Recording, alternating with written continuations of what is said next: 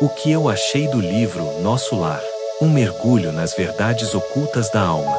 A morte como começo. A morte não é o fim. Para muitos, é apenas o início da verdade.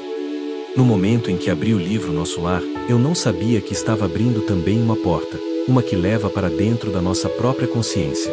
Eu já tinha ouvido falar, já tinha escutado resenhas, lido resumos. Mas ler o livro, com calma, no silêncio, sentindo cada página, é outra coisa. O que eu achei do livro Nosso Lar? Achei que ele não é para ser lido com pressa. Achei que ele não é sobre o além, mas sobre o agora. E acima de tudo, achei que ele não é leve como muitos pensam. É um espelho, um alerta, um chamado, o despertar no umbral, quando a morte choca a alma.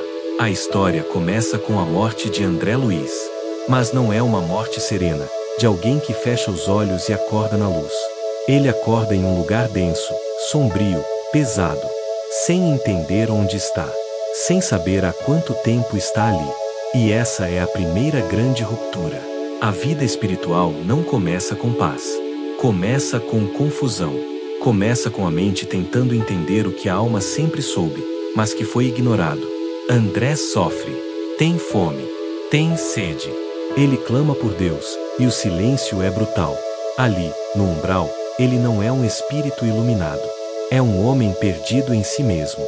E nesse momento, a pergunta que ecoou na minha mente foi: se eu morresse hoje, onde eu acordaria? O umbral não é um lugar, é um estado. Muitos falam do umbral como um lugar geográfico, espiritual. Mas lendo o livro com atenção, eu percebi outra coisa. O umbral começa antes da morte. Ele é construído pelos nossos pensamentos, escolhas, omissões, culpas não resolvidas. É uma extensão da nossa sombra.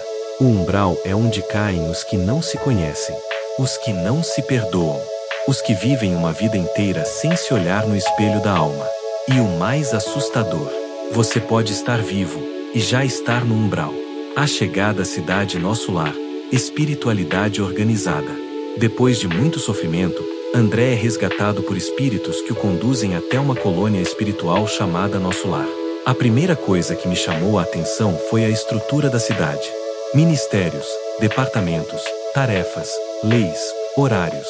Tudo funciona com disciplina, com propósito. Ali, não há espaço para preguiça espiritual. E essa foi uma segunda quebra de expectativa. O mundo espiritual não é um paraíso onde você apenas repousa. É um campo de trabalho, regeneração, aprendizado contínuo. A colônia espiritual é, na verdade, uma escola da alma. Mas só entra quem reconhece que precisa aprender. Os primeiros choques de consciência. Ao chegar, André Luiz descobre que não foi vítima de nada. Que sua passagem pelo umbral foi fruto de suas próprias atitudes. O orgulho, o egoísmo, a vaidade, o descuido com a própria missão. Ele começa a entender que ninguém engana a espiritualidade. Porque no mundo dos espíritos, não existem aparências. Só verdades. E isso foi um tapa espiritual. Quantas vezes vivemos de aparência, tentando mostrar algo que não somos? Quantas vezes ajudamos os outros, mas por vaidade e não por amor?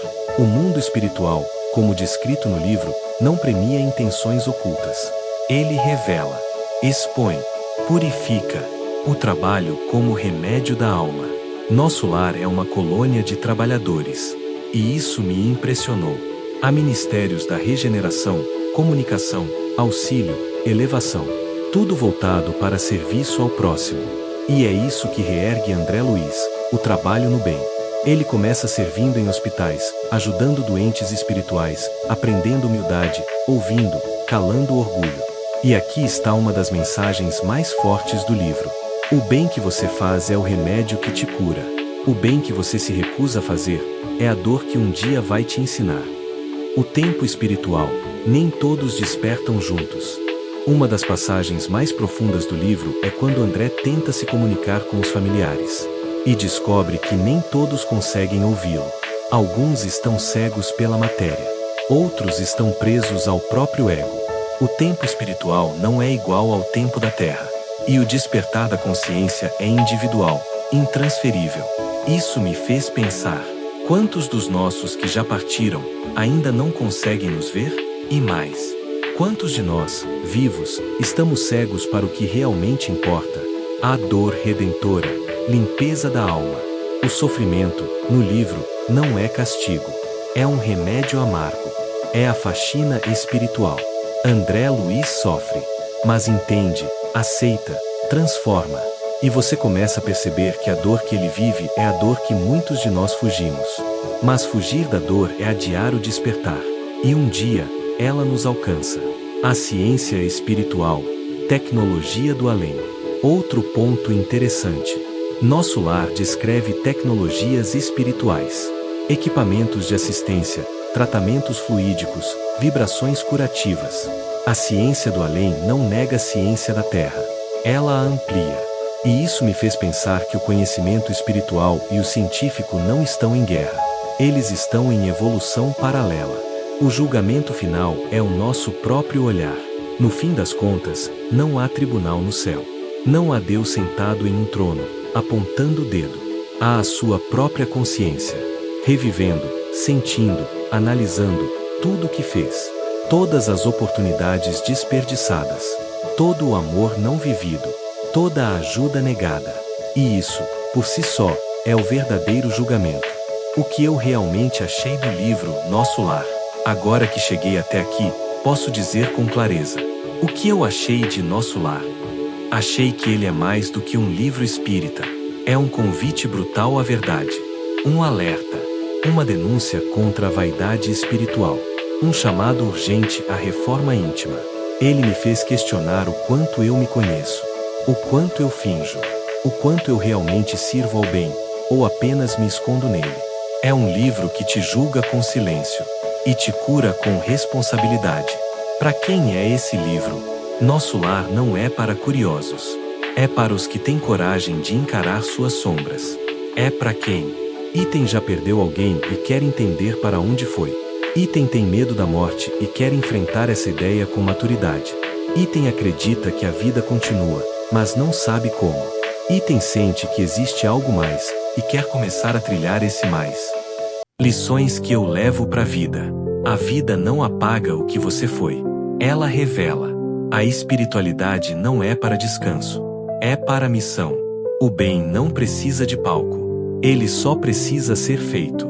A dor ensina mais do que os elogios. Deus não pune, mas a consciência cobra.